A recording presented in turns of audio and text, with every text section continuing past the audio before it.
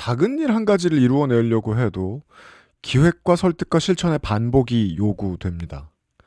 오늘 일어난 일은 장기적인 비전과 행동에 따른 결과입니다. 보통은요.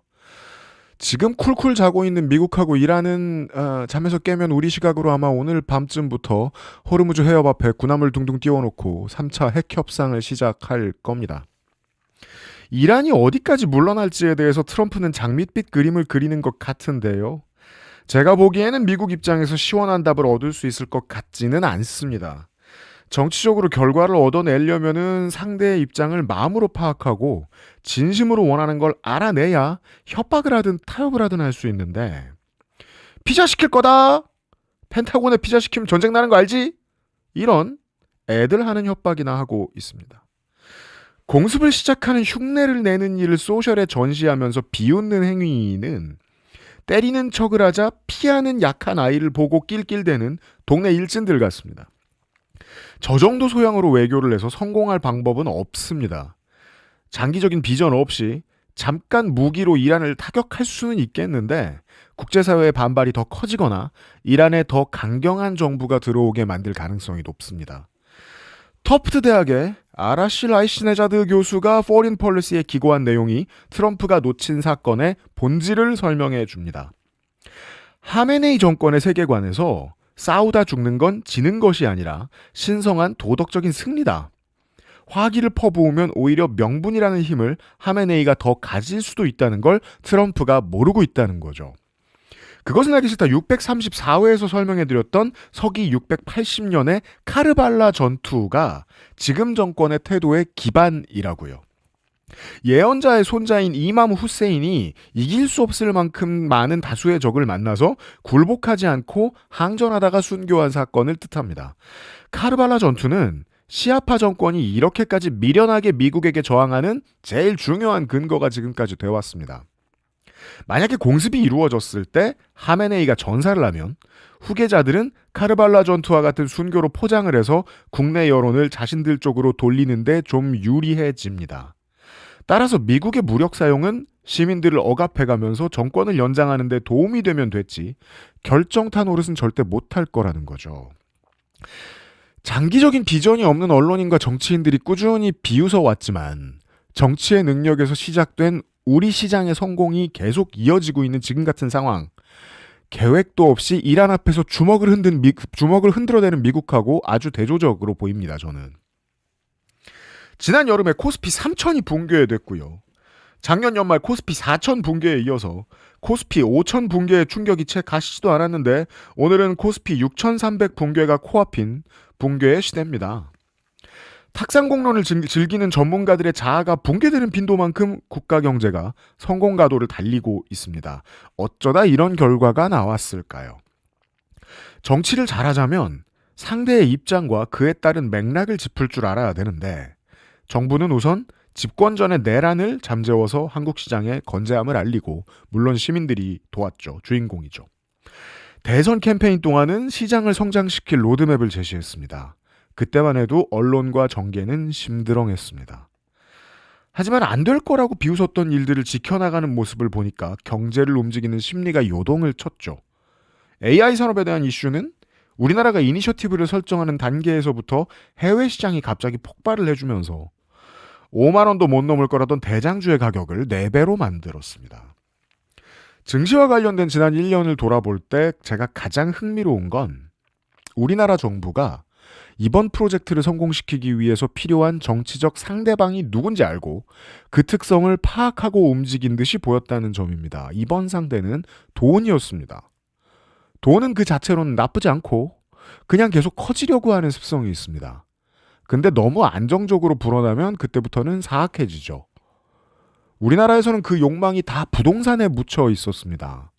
온 나라의 노동자가 경제를 살리고 그들의 안전을 책임지기 위해서 정부가 움직이면 그것 때문에 늘어난 국부를 부동산에 파묻어서 실물 경제를 얼게 하고 대신에 내 돈만 불어나게 하는 방법입니다. 돈이라는 게 원래 못하면 잃을 수도 있고 게을러도 잃을 수 있고 열심히 살면 얻을 수도 있는 변동성이 보장이 돼야 돈이 사회를 건강하게 혹은 병이라도 덜 들게 만들 수 있잖아요. 부동산에 묻힌 돈이 얼마나 사람들을 사악하게 하는지에 대해서는 아파트의 경비원이나 운수노동자나 뭐 다른 소득계층을 괴롭히다가 들키는 아파트 사람들이 뭐 때문에 그런 인면수심에 언행을 하는지 생각해보면 답이 쉽게 나옵니다.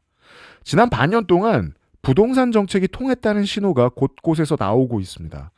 어제 나온 한국은행의 소비자 동향 조사 결과를 보니까 주택가격 전망지수가 100, 즉 오르지 않는다라고 예측하는 사람들이 모든 연령에서 크게 늘었다고 말합니다. 심리를 숫자로 좀 더 정확하게 번역하자면 100이 0입니다. 여기는 한국이고 경제가 잘 될 때 집값이 안 오른 적이 없는데 이 정도로 심리가 출렁인다는 건 정말로 다른 선진국처럼 집을 가지려면 그만큼의 세금을 내는 시대가 온다는 걸 적지 않은 사람들이 이제 마음으로 받아들였다는 거겠죠. 요즘 집을 구하러 다니시는 분들은 기분이 어떻습니까? 판다는 사람들이 너무 열정적이라서 안 사고 싶어지진 않습니까? 다주택자 양도세 중과가 부활하는 5월 9일 이전에 팔아야 된다는 기사가 이렇게 많이 쏟아져 나오는데 그날이 지나면 어떻게 되죠? 더 비싸지진 않지 않을까요? 배짱 싸움을 하면 지금은 수요자가 훨씬 유리해 보입니다. 그리고 현 정부는 이날이 오기를 기다리면서 정책을 설계한 걸로 보입니다. 그러면 그 다음엔 어떻게 하느냐? 돈의 입장에서 봐야죠. 돈은 절대로 잠들지 않습니다. 큰 돈일수록 더더욱 그렇습니다. 가만히 있다는 건 돈의 입장에서는 작아진다는 거기 때문에 20억, 30억짜리 아파트를 땅에 묻어놓고 살아도 기억해보세요. 다수의 한국인들은 아무리 그렇게 이고지고 있는 돈이 부동산의 형태로 많아도 쓰레기 봉투에 머리를 붙여서 내놓는 자린고비들이잖아요. 이들이 아파트를 판 뒤에 그 돈으로 매달 라스베가스에 놀러갈 가능성은 별로 없습니다. 반드시 새로운 투자처를 찾겠죠. 쓰레기 봉투에는 머리를 얹어가면서요. 10억짜리 아파트를 판 사람이 예금을 해도 금을 사도 주식을 사도 실물 시장에는 무조건 10억 원어치 온기가 더 돌게 됩니다. 예전에 70 먹은 어르신 등에 있는 여드름 짜는 쇼츠를 본 적이 있는데 빙하만한 게 나옵니다. 제가 그걸 좋아한다는 게 아니고 그 요파 씨의 저 피지 짜는 쇼츠 많이 보신다는 뭐 그런 게 있어요. 핑계를 대고 그래. 아무튼 그게 좀 보게 돼요. 보다 보면. 예. 이들이 아파트를 판 뒤에 아니죠. 좀 더 길게 생각해 봐야죠. 60년이 넘게 이어진 부동산 공화국에서 집에 묻힌 돈이 전부 다 나오면 그건 얼마일까를 상상해 봤습니다. 나라 몇 개 움직일 돈이 나오지 않을까요? 이게 전 세계 증권사들이 우리나라 목표치를 심각하게 상향 조정하는 이유라고 저는 생각했습니다. 5천 찍으면 일병생 진보 찍는다던 준천지 친구들의 기대를 진보당 찍으면 어떡해요? 그것도 좋은 일이죠. 실제로 그런 분위기가 많죠. 이제 우리나라도 거래소 상장도 하고 소수점 거래도 시작해야 함요. 저는 지금 KRX가 거래소가 준비하고 있는 그 24시간 거래 시스템이 좀 걱정됐거든요. 사람들이 하루 종일 이걸 들여다보고 있으면 어떡하지? 저는 그건 뭐 캠페인으로 막든지, 지금 같은 불장이 언젠가는 끝나고, 고점에 이르러서 이제 진동이 작은 방식으로 바뀌겠죠. 정부와 시장이 늘 말하는 대로, 가격이 정상화가 되는 수준이 오면. 그때부터 좀 나아지긴 하겠죠. 그리고 지금 같은 불장에서 사람들이 무리해서 이상한 반응을 보여주는 게 대단히 나쁘다고 생각하지는 않습니다. 그리고 24시간 거래도 곧 찾아오는데 결국은 돈의 자연적인 특성에 좀 잘 맞긴 해서 거부하기가 어렵겠더라고요. 말씀드린 대로 돈은 잠들지도 않고 가만히 있지도 않습니다. 사실아 마시라에 대한 얘기는 절대 아니었고요. 그 움직이기 힘든 돈을 8달 만에 이렇게 움직인 이유가 우리 정치가 돈의 특성을 완벽히 파악하고 거기에 맞는 작전을 짜고 실천을 해왔기 때문이다라는 말씀입니다. 이게 그저 기업이 잘해서만이 아니고 정치의 결과물이다. 그리고 이게 정치의 결과물이라는 걸 찾을 수 있는 증거는 많습니다. 우선 정치권이 반발을 하면 이건 정치의 결과란 뜻이고요. 언론이 정치적인 이유를 들어가면서 비관하는지를 찾아보면 그것도 이게 정치적인 결과란 뜻입니다. 미디어 오늘의 장슬기 기자께서 저하고 비슷한 발견을 한 것 같아서 소개해드립니다. 적지 않은 언론이 주식 투자 자체가 문제라는 점을 부각하면서 갑자기 19세기 마르크스주의자들이 되었다는 것이 이 비평의 요지입니다. 조선일보만 이런 말을 하고 있는 게 아니고요. 진보 언론, 보수 정치권, 더 나아가서 진보 정치권에서도 비슷한 이야기가 쏟아지고 있습니다. 내용을 조금만 더 소개를 해드리면 논의를 비틀어버리는 정치적 기술이 요즘 증시에 대한 기사에 등장했음을 알 수 있습니다. 증시가 안 좋을 때는 안 좋단 말만 하다가 증시가 좋아지니까 주식이란 건 원래 나쁜 거야 라는 이야기를 하기 시작했다는 겁니다. 장슬기 기자가 지적하는 서울신문의 기사는 요 밑에 나가고 있죠. 최근에 보수지로 변모한 서울신문의 논조에 어울리지 않게 마르크스주의를 채용하고 있습니다. 사가가 인터내셔널가가 아닌가 의심스러울 정도입니다. 진보정당과 시민사회가 이런 말을 하면 그나마 그동안 해왔던 말하고 일관성이 있으니까 조금은 이해할 수 있습니다. 가진 게 없는 청년이 빚을 내서 투자하는 건 위험하다. 문제는 거기서 주장을 끝내고 말면 그러니까 경제가 성장하는 것은 나쁘다라는 주장을 하는 것과 다를 바가 없고요. 대중정당이 될 생각은 없고 옳은 말만 하고 말겠다는 소리가 되니까 공허해집니다. 우리 정부는 AI 기본사회나 에너지 기본소득 정책 말고도 다양한 이슈들로 저소득의 바닥을 높이려는 일들을 하고 있는데 진보든 보수든 주식시장에 몰려가서 에헴 이러면 안 되는데 에헴 하고 있으니까 사람들이 그 말을 들어주면 바보가 되겠죠. 시장 얘기 한 가지만 더 하죠. 외국인이 계속해서 주식을 팔고 있다는 이야기가 도는데 한국에 정확히 어떤 변화가 있는지 체감하지 못하면 이 정도로 수익을 봤으니까 교과서적으로 계속 팔 겁니다. 대단한 변수는 아니어 보이고 제 예측이 맞다면 외국인이 파는 만큼 민간이 사들일 겁니다. 아직도 하는지는 모르겠는데 제가 국민의힘이 모든 법을 지금 틀어막는 필리버스터 같은 거라고 있었죠. 아침까지 했거든요. 이게 끝나면 오늘 법 왜곡죄의 신설과 더불어서 간첩죄 적용 범위가 확대되는 형법 개정안이 통과가 됩니다. 혁신당과 민주당은 이제 남은 이견이 없는 것으로 저는 확인했었고요.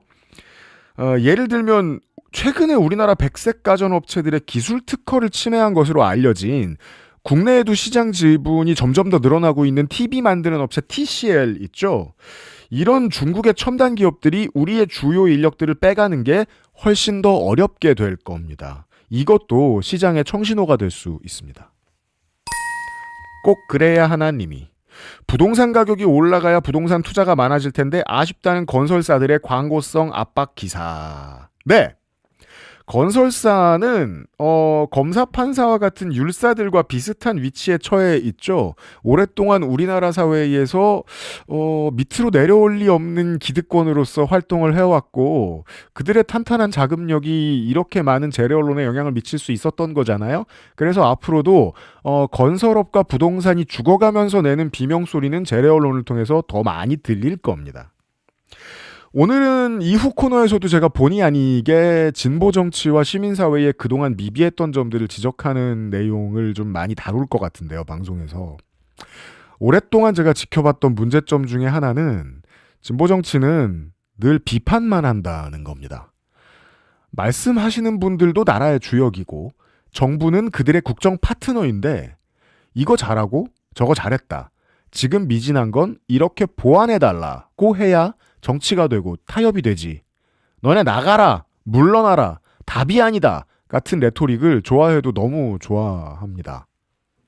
그러니까 나는 이 정부도 잘하는 게 있는 것 같은데 시민들의 입장에서 난 늘 화가 나 있진 않은데 싶은 분들이 진보 정치의 움직임에 합류하기가 좀 힘들어지는 거죠. 뭐 이건 뭐 보수도 마찬가지입니다만. 사람들 속에 섞여서 얘기를 듣다 보면 이런 얘기를 듣게 돼요. 상가, 관리비 받잖아요, 관리비. 바가지를 씌우거나. 심지어 관리비 내역 안 보여줘요. 범죄 행위에 가깝죠. 옛날부터 그랬어. 이렇게 생각하는 경우가 있잖아요. 아이고, 저 대통령이 또 사소한 일을 가지고 얘기하나 이럴 가능성도 없지는 않지만 이 문제, 이해관계에 있는 사람이 전국적으로 수백만이 될 가능성이 있습니다. 이런 게 다 부조리죠. 저 상가와 오피스텔의 관리비 이야기. 대통령이 국무회의에서 그저께 얘기했으니까 아마 관련 부처들이 달려들어서 몇 달 내로 결과를 낼 겁니다. 진보나 보수정당에 소속되었거나 지지하는 분들도 다수 이날의 이 지적 때문에 웃는 일이 생길 겁니다. 엊그저께 국무회의에서 발언이죠. 조그만 상가나 오피스텔에 월세가 유리해 보여서 들어갔더니 관리비가 수십만 원이라서 그대로 뜯기고 있는 사람이 나라에 무진장 많습니다. 저도 그렇고요. 제가 알기로 당장 이 말 듣고 가장 반가웠을 사람들 우리 사무실에서 다리 건너 여의도에 있는 정치인들입니다. 의사당 근처 오피스텔들 관리비 헬입니다. 그중에는 국민의힘 의원들도 있겠죠. 마음에 드는 것도 이렇게 자꾸 생기니까 마음에 안 드는 것에 불같이 화를 내기가 점점 더 어려워집니다. 국민의힘 의원하고 보좌관들 주식은 얼마나 올랐을까요? 돈은 정직하니까. 민생 정치를 여당이 잘하면 반대하는 세력은 운신의 폭이 좁아지는데 그건 어쩔 수 없습니다. 그냥 거기에 맞춰서 온도에 맞는 메시지를 내야 되겠죠. 당장 근처의 사례로는 검찰개혁이 생각나거든요. 저희 방송 포함해서 적지 않은 시민과 전문가들이 정부의 검찰개혁 의지에 의문을 갖고 있는 편입니다.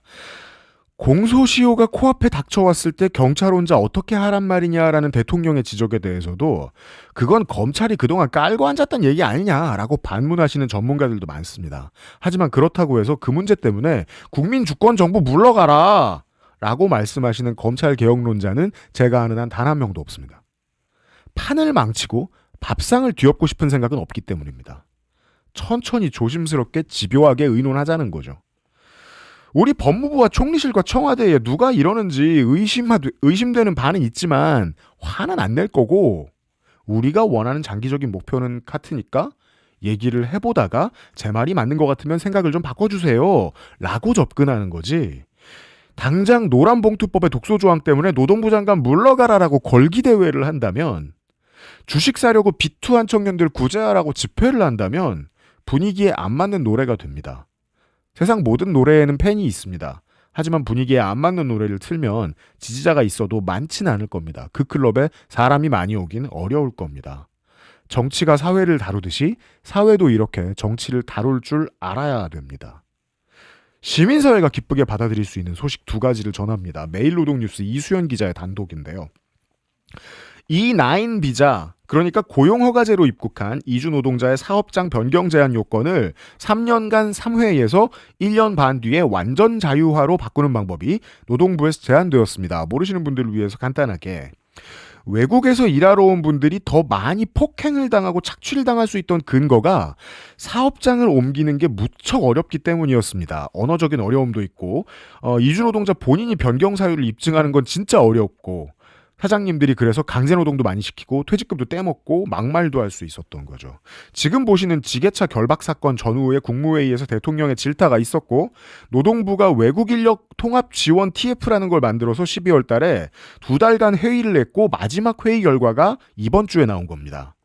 1년 반 동안 문제를 일으키지 않고 성실하게 일해온 직원이 구직시장에 나갈 수 있도록 길을 터주면 함부로 굴 사장님의 비율이 조금이나마 줄어들 가능성이 생겼습니다. 미비한 점들은 여전히 있고 저 매일노동뉴스에서 지적해놨는데요. 여전히 큰 진전입니다. 곧버스 타는 반대 세력도 생각해야죠. 돈에는 이념이 없단 거 말입니다. 무슨 뜻인지 모르겠습니다. 내려가라고요?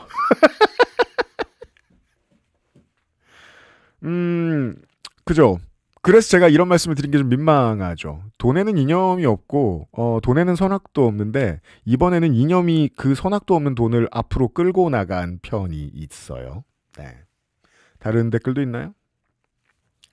언카인디스트님, 합당 이슈는 분위기에 어울리는 노래가 아니었다고 인정하는 사람이 있기는 한 건지 의문이군요. 천천히 나오고 있죠? 정치는 액체 괴물 같아서요. 이쪽에서 누르면 천천히 커지고 저쪽에서 누르면 천천히 반대쪽으로 커지고 이렇습니다. 1초 만에 태도를 바꾸고 그러지 않습니다. 며칠이 좀 걸릴 거고 말씀하신 일들은 아마 며칠 내로 일어날 겁니다. 그리고 필요하실 것 같은 분들이 많은 뉴스를 하나 소개해드리겠습니다. 정부가 포괄임금 오남용 기획 불시 점검을 합니다. 제목에 왜 런던 베이글 뮤지엄이 있냐면 생각 없이 생각하시는 료 선생님 그 런던 베이글 뮤지엄 아시죠? 연장 근로 수당을 고정으로 주고 3시간어치를 주면 6시간어치 일을 시키는 스타일이었나 봐요. 초과 수당을 빼먹고 안 주거나 통상임금 산정을 적게 찌그러뜨리는 방법도 썼습니다. 그러면 직원 한 사람당 한 달에 회사가 몇십만 원 정도 월급에서 빼먹을 수도 있는데 법대로 계산을 해봤더니 회사가 꿀꺽한 돈이 5억 6천만 원쯤 됐다는 겁니다. 그래서 노동부가 이참에 아무 회사나 갑자기 쳐들어가서 연장근무, 휴일근무 수당 시간에 맞게 줬는지 혹은 안 줬는지를 점검하겠다는 겁니다. 기사에는 보니까 F&B 회사나 IT 회사, 컨텐츠 업체 회사 등이 나열이 돼 있던데 주요 기준은 청년층이 많이 일하는 업계 위주로 찾았다고 설명하더군요. 그리고 불시점검할 사업장을 찾기 위해서 신고를 많이 받았거나 청원을 많이 받은 업체의 리스트를 정리를 했다는데 여러분이 일하시는 회사가 업계에서 야근과 수당 적게 주기로 유명하면 여러분 회사에 갈 수도 있습니다. 그럼 두근두근하면서 기다리기만 하느냐? 아닙니다. 링크가 있어요. 지금 보여드리는 고용노동부 노동포털에 재직자 임금체불 익명제보센터에 가셔서 글을 쓰실 수 있습니다. 온라인은 어딜 가나 화력이잖아요. 직장 동료를 꼬셔서 여러 개를 쓸 수도 있습니다. 그러면 언젠가 노동감독관이 찾아와 줄지도 모릅니다. 다른 재미있는 기사. 미국식으로 표현하면 소위 수선집 대 루이비통 소송의 최종 판결이 나왔는데 재밌습니다. 50년 경력의 명품 수선 장인이 루이비통에게 상표권 침해 소송을 당한 사건입니다. 형태는 리폼을 하느라 바뀌었지만 루이비통 로고가 있으니까 위법하다는 게 LVMH 측의 주장이었습니다. 그리고 대법의 요지는 개인 사용 목적으로 요청받은 리폼, 수선은 침해가 아니라고 판단했습니다. 옛날 이야기. 8, 90년대 미국인들은 말입니다. 동네에서 내가 제일 잘 나가는 양아침을 강조하기 위해서 루이비통이나 MCM의 원단을 띄어다가 옷을 해 입었습니다. 처음에는 명품업계가 질겁을 하고 소송을 남발했었는데 사람들이 이걸 하도 좋아하니까 30년이 지나서는 어떻게 됐냐면 루이비통이 그 후예 중에 한 사람인 퍼렐 윌리엄스를 디렉터로 떼돈을 주고 모셔오게 됩니다. 컨텐츠는 사람들의 니즈에 따라서 맥락 없이 막 바뀌게 되어 있습니다. 그걸 보여주는 게 온 세상에 잘 나가는 장르란 장르는 다 가지고 들어와서 혼합을 해서 더 잘 만드는 케이팝이죠. 케이팝도 옛날에는 표절쟁이 따라쟁이로 조롱의 대상이 많이 되었었습니다. 실제로 잘못한 것도 많죠. 그렇다고 민간의 취향에 맞는 변화까지 컨텐츠 업체가 카피라이트를 들이대면서 막는 건 어렵습니다. 소비자 이기는 기업은 없습니다. 지켜야 하는 컨텐츠 권리와 풀어줘야 할 때도 있는 컨텐츠 권리에 대한 이야기를 각각 해봤습니다. 끝으로 국회 청원을 하나 홍보하겠습니다. 경기 남양주 을의 민주당 김병주 의원이 지지난주에 사법제도 개혁 촉구 청원을 냈습니다. 국회 국민동의 청원은 한 달 내로 5만 명의 동의를 얻으면 소관 상임위, 여기서는 법사위가 되겠죠. 법사위로 넘어가서 정식 심사를 받게 됩니다. 저기 청원인 써있는데 김땡땡은 아마 김병주 의원이겠죠. 정치면을 관심 있게만 보셨다면 아니죠. 관심 있게 보지 않으셨다면 늘 하던 얘기를 왜 또 하나 싶으실 텐데 이 청원으로 두 가지 효과를 기대할 수 있습니다.